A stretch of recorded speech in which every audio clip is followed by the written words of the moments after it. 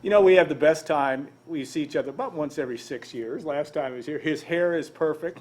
Joe Barry Carroll joins us, and the best thing about this They show asked me is why I cut it. I'm like, I didn't cut my hair cut me. the internet. The problem with Joe, when we had Joe on 6 years ago, this is Gold and Black Live, by the way, and I want to thank our sponsors, Triple X, Hilton Garden Inn, and State Farm, Agent Trent Johnson. They've been great to us. But Joe was on our show 6 years ago when he was a bobblehead guy. He's a lot more than that, but we got to laughing the whole But time. I'm kind of proud of that. You should be. Yeah. You should be. But he's also an accomplished artist and a Renaissance person. Is that a fair way to? You don't want to be categorized. It sounds like a compliment, so I'm thinking that's good. Okay. And he doesn't really need an introduction, but for those of you that might be under 40 or 30, Joe Barry Carroll happens to be a graduate of Purdue University, the Krannert School. I think he's very proud of that. I know his mother is extremely proud of that. And he was also a two-time All-American, first-team All-American in 1980. He is the last Boilermaker, part of the last Boilermaker team to make the Final Four. I know many of us would like to see that change, and maybe it will soon. Came close this year. Absolutely. And Joe also, a first-round pick of the NBA, played 11 years in the NBA. And now as he's embarked on he dabbles in a lot of different things, and that's what makes him very, very interesting. And welcome to the show. Thank you. And I appreciate that introduction. Yeah, and Joe, I think It helps my self-esteem. that's a full-time job for all of us. Joe has come to Lafayette many times, really, since the last time he was on our show. We were disappointed that he hasn't called us up every time he's in town, but that's okay. And the fact that he has done art exhibits of his work at the Black Cultural Center, at the Greater Lafayette Museum of Art, where he was last night, and he put on, I don't think you want to call it a show, but it was really an excellent Well, I like talk. to show out. Yeah, it's you were sincere, it was but very I sincere. do kind of show out. And his expression, I think one of the ways he expresses himself today is in his artwork and all the things that he brings to the table. Tony Zamora, many of you know of, if you're a Purdue person, you know who Tony Zamora is. You know him as a great musician, but you also know him as the head of the Black Cultural Center and many, many other things on campus. And I thought yesterday was one of the more poignant moments is the opportunity to talk to Tony and get him on the mic yesterday. Yeah. I don't think that was always that easy for you, first because you had to bend down and do it, but that Tony always has something to say. Well, I approached it carefully because he's in that certain season. Yeah. But he rose to the occasion. Yeah. And he gave him something, because he talked on opening night as well. Yeah. And we hadn't planned it, but I would just wait and see, and he did. It was Yeah. so good to have him there, because his health sometimes doesn't allow him to come and go as he pleases, but he was there last night. And I talked to he and Betty this morning. He said they were up all night talking about it like little kids. I think the one thing that I like best about your art conversations and when I've had a chance to be in your presence is the fact that you're reminding us and in your work a lot about how to live. And it puts a lot on you to say that, but you remind us about kids, about families, the importance of families. You embrace difficulty by not making it seem difficult. I mean, you're one of 11 children. That's a challenge in its own right. How do you do that? I appreciate the compliment, but I think it's just a process for any of us. I think we just have to keep moving. You know, I tell people sometimes, because they'll ask me questions because of the way I write in the book, it suggests perhaps that I know something that I really don't, because I'm just showing up and trying again and again, because we have to keep going. But sometimes writing a book suggests that you know more than you do, and you don't. You just written a book and collected your thoughts there, as any of us do, you know, in kind of a reflective way. You know, one thing that I thought was interesting, because I think that I've learned from watching is you also are quick to give credit that you'll take somebody's work and the importance of taking somebody else's work and interpreting it as you view it to make that part interesting. I thought and I'd always butcher the pronunciation, Cahill Gibran's pronunciation about children. Yeah. And I thought that was very, very, I read that bit all the time out of your book and talking about that. But that's an interesting way of looking at it, the fact that you say, you know, I've only been doing this painting thing for 6-7 years, but I'm interpreting and bringing. We making my all own. are. The Yeah. world is too old for us to really come up with anything truly original. Yeah. Whatever we see is somebody's their interpretation of what it's going to be or what it is for them. And I think that's fine. I don't try to copy people, Yeah. but I'm filtering my life experiences through these ideas, this theology. And one of the things you're trying to do also is to get more exposure to African art, but also your work too. But it's a bigger message. I mean, obviously you've had exhibits on campus. You've got one now at the Greater Lafayette. In Little Rock, all around. the Arkansas Museum. Yeah. Did you set this up when you first started thinking about doing this? This was kind of your plan, or did this evolve? I mean, or how did it evolve? Is maybe better asked. Well, we spend a lot of time talking about the idea of something. And Yeah. then once you get past the idea and kind of brainstorming, you actually have the thing. And so now we're moving. Once we agreed with the Zamora's family, for instance, to take this work on, we cataloged it. I created a trust. I'm the sole trustee, so I don't have to caucus with a lot of people. Good. But you're looking for creative ways to get the work out there, to have the world see it, because it's really important to Tony and Betty that everyone sees the work, and especially younger people, to understand the traditions of Africa, which are the traditions of the world, because they originate a lot of these, the language on a lot of these values. And I thought it would be, I was trying to find a creative way, instead of just going to someone and say, can I post these artifacts to where people will walk in the room and walk out. I wanted to make them relatable, because African art, because of the rituals and history surrounding it, sometimes it's viewed as inaccessible or in this vaulted place that is the people can't reach. And I thought if we related it to our own lives on a daily basis, just everybody's life, that maybe we'd have a greater chance to share the importance of it. And I think it's happening. That's the comments I'm getting from people, is that it makes more sense to them, now. Well, and I think the way you present it in your books, and you've got two that are already out, Growing Up and Black American Voices, at least two that I'm aware of.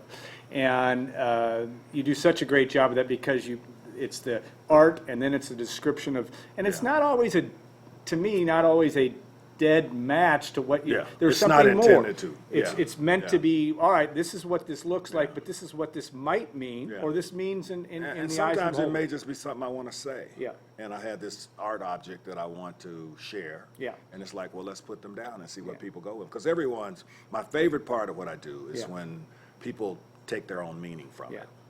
They see that and it inspires something. It's the most favorite part of what I do, when someone says, that reminds me of my uncle or my cousin. And these are people from a variety of ethnic groups and languages and everything. They just really, it's working. So I'm excited about that. Yeah, and the good thing about it is, because I'm a short attention span person, Martin Luther King Day is the best day. I sit down and I read them both, and they are just fantastic. I've been doing that since 2014, and that is just the way. Ritual, Then I need to get out and do some more service, but I get off my rear end. But I enjoy that part of it. It's been a great thing from that standpoint.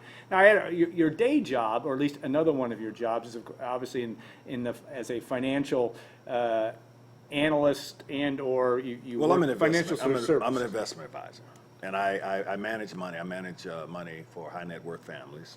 So these are people, mostly athletes, anywhere from 5 to some may have as much as $20 million, and I just help them preserve their wealth and approach the whole culture of wealth in what I hope is a more healthy and holistic way. But the interesting thing to me is, do the two roles that you currently have complement each other? I mean, They do for me. And how do they? Because one of them Well, is one, such I'm a a technical. client. I'm a client, so I have to stay on top of the research and understand everything for my own personal needs and requirements. But it also gives me a balance. It's something about, and we all have our own little composition or alchemy. Yeah. And it's something about it. I need these two kind of what appears to be disparate, but not necessarily. Because in my studio, on one side, it is a desk and computer screens and research and graphs and all that. And then on the other side, it's an easel that has something. There's wet paint. Well, it's probably dry since I've gotten here. But I was working on a composition before I came here. There's always something over there, because you kind of toggle back and forth, and it keeps me sane, I guess, healthy. Yeah. Yeah. You're pretty healthy. Well, I have language, Yeah. but I'm pretty sure that other people, I'm dealing with what everybody else is dealing with. Yeah. It's just I may have more vocabulary around it, but that doesn't mean it, it doesn't exist. We're all going through phases of life. We going this, man, the world's a tough place to be somebody. and just like, for instance, for people who have money, for instance, Yeah. I mean, sometimes we feel so much of our life is attached to what we don't have in terms of if I could just pay that off, if I could just do that, I'd be all right. But once you get beyond that, there's still a lot of life that you have to live. Yeah. And they tease me sometimes. They say, great, I want to get to that place. Yeah. You know? Me too. Yeah. But it's real, Yeah. Yeah. We get questions on the show, and Trent Johnson, actually one of our sponsors, asking, how does one go about buying a Are we Joe Barry live? We're Carroll live? painting? We're live. Oh. No, they're up for exhibit, but do you also sell paintings? They Great question, will, Trent. they will be available for sale one day. Okay. Right now, I'm trying to keep the entire show. There's about 100 pieces I have, and I want to keep them all intact for now because I like to have the flexibility to travel the Yeah. show. Like Yeah. I don't have to call. If you're doing a show, for those who've not done this before, you have to, if someone else owns the piece, if you've sold it away, you have to go locate that person and see if they still have it. If not, where is it? And then you got to go do a lot of phone calls. But for me, especially since I don't work as an artist, I mean, that's not the way Yeah. I earn my living, Yeah. feed my family, so to speak. I'm keeping everything Yeah. right now so that it can travel, as the opportunities present themselves. And you are trying to broaden do more shows, so to speak, do it more places? Yeah, I'd like Working to on get that. out with a couple of shows a year. I mean, this is the second outing this year, and that's about enough. It's a lot of work Mm-hmm. Yeah. involved, and I don't want it to become Yeah. a burden, but Yeah. I do enjoy it. Like last night was really a blast. Yeah, It was it too was- much it was- fun. it It was was a lot of good. fun, yeah. Joe, in a room that's kind of packed, it was good, it was cold outside because it was nice temperatures. in Hometown there. crowd. Hometown I know crowd. I know they were pulling for me. Yeah, when you got- I had to show up and give them a little effort, and they were going to meet me halfway. And Yeah. I didn't know that Gerald Thomas was the president of the United States, but I think that was great. Well, I was teasing because players lie as we get older, and it's like I was joking with him because we all kind of exaggerate who we are or whatever, but I'm really proud of him. Oh, yeah, That Gerald's was a the great point guy. I wanted to make, is that I was proud of And Gerald he was Thomas. thrilled. I talked to him Yeah. briefly after, thrilled Yeah. he got the shout out. Yeah, No- we no went to question. dinner afterwards. Yeah, Yeah, great person, yeah. absolutely. Gerald, a former Purdue basketball player, and Yeah. is a city council Part of person. why I came to Purdue. Yeah,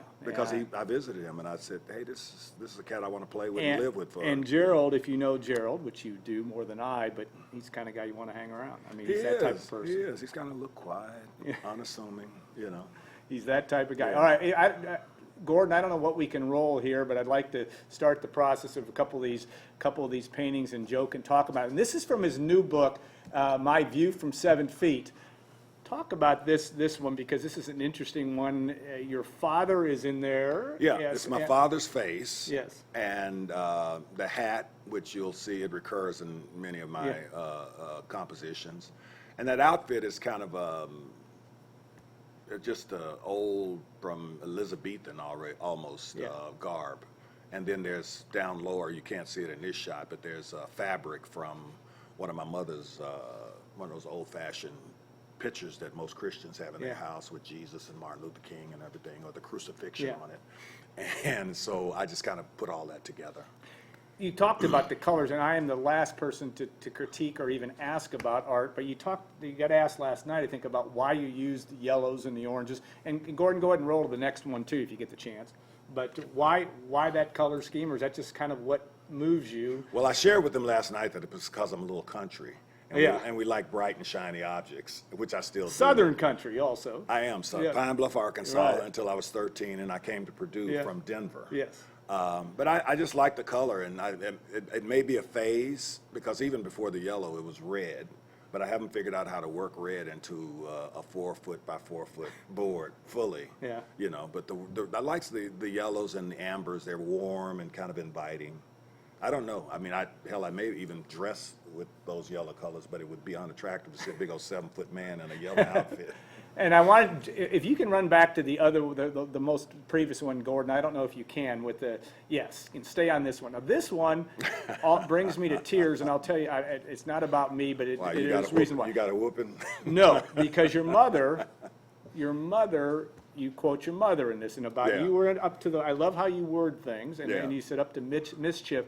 Right. And your mother, if you're a pretty basketball fan of age, of which I happen to be, and the greatest moment, probably on the Mount Rushmore, the greatest moments in the history of Mackey Arena was when Joe said farewell to the Mackey Arena crowd, technically on senior day, and gave roses to his mother.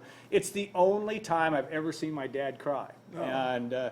And so it's a very special moment to me. I have to be careful here. I'm going to start doing the same. But tell me about this story in terms of what this brings and I just love this painting. I think it's fantastic. Well, there's an old saying in the South and maybe other places Yeah. under different language, but it said, that's your little red wagon. You Yeah. can push it or pull it. Yeah. And so I wanted to work with that, and this is a picture of me. That's actually my face from Yeah. a photograph, and the rest of it is painting in various forms. But it's a story around me getting in trouble because I was trying to be slick when I was, I don't know, I must have been like 8 or 9 years I old. love or the something comment like about that. being slick. And Right, your mom. being slick, yeah, and my mother just didn't tolerate that. Neither of my parents really, Yeah. would tolerate foolishness. And she really wanted to just kind of, as they say, jack a knot in me. But she was just like trying to restrain herself, but she was so angry about it. It was something I had been given instructions to do something, and I talked the person out of it on the other end. Yeah. And she asked me, did I do it? And I said, no, she told me I didn't have to do it. And she's like, but what did I tell you? And she was just like, she just went crazy over it kind of thing. But I often will, especially my mother, give her credit for a lot of the discipline that I have in my life because she established early on that there wouldn't be any foolishness. And I don't know whether it's because she had a house full of children and she didn't have time to micromanage each child Yeah. and each set of events, and she was away working a job lot. and a half all Yeah. the time.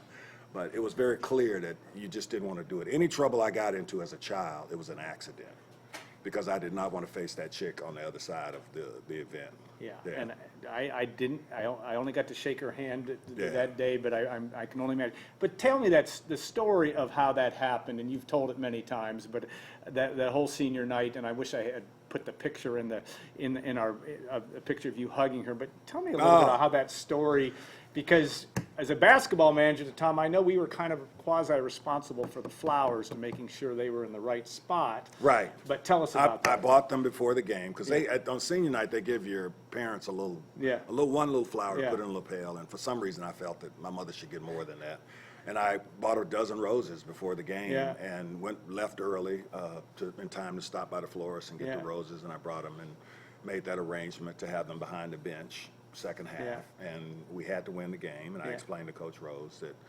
this is what I want to do, and he said, look, you just got to win the game. You got to do what you got to do. You got to be ahead, Right, but you were right. ahead I'm not going to comfortably. take you out if this is not.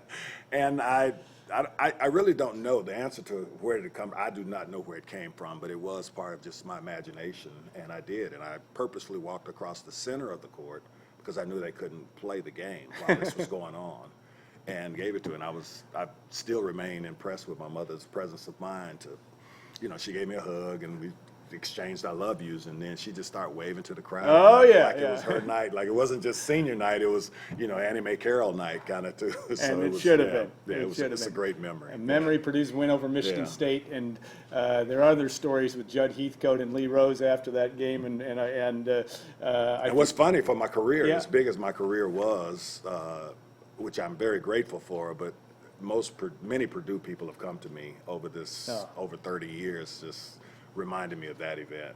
Well, like I said, and I think part of the thing that was so emotional was, and I was sitting behind the bench, is that Lee Rose is in tears, the head basketball coach. It evokes such a fast reaction, and I'm not 100% sure why exactly. I mean, I know why there was an emotion in the moment, but it just was unbelievable. Yeah. And I don't know all of a sudden the floodgates came open. I don't know how you guys, the two of you, maintained, except for your mom waving to everybody. Right, She was right. good. So I mean, maybe it was. She's a star. She Yeah. was a star. She was. She was. Anybody that could raise any level of replications of Joe Barry Carroll, that would be true. So, all right, we're going to take a break here in a minute, but let's talk about this one. I like this one as well.